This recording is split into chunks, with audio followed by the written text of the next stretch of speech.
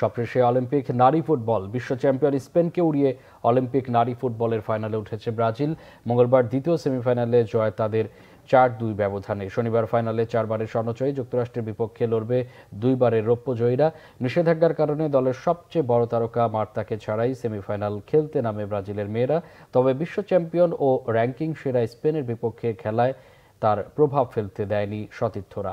Olympic ফুটবলে এখনও স্বর্ণ জিততে না পারা ব্রাজিল নারী দল প্রতিপক্ষকে চমকে দিয়ে প্রথমার্ধে এগিয়ে যায় ২-০ গোলে। প্রথমটি ছিল আত্মঘাতী, পরের গোলটি আসে যোগ করার সময় গাবি পোর্তুলিওর পা থেকে। ৭১ মিনিটে আদ্রিয়ানার গোলে ব্রাজিল ৩-০ লিড নেয়। ৮৫ মিনিটে ব্যবধান কমিয়ে ৩-১ করেন স্পেনের সালমা পারাওয়েলো।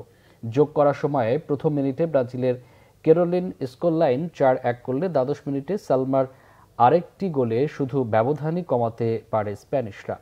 ২০০৮ সালের পর প্রথমবার অলিম্পিকের ফাইনালে উঠল ব্রাজিলের মেয়েরা। এর আগে প্রথম সেমিফাইনালে রেকর্ড ৪বারের অলিম্পিক চ্যাম্পিয়ন যুক্তরাষ্ট্র ১-০ গোলে জার্মানিকে হারিয়ে ১২ বছর পর ফাইনালে টিকিট নেয়। অতিরিক্ত সময়ে গড়ানো ম্যাচে জয়সূচক গোলটি করেন সোফিয়া স্মিথ।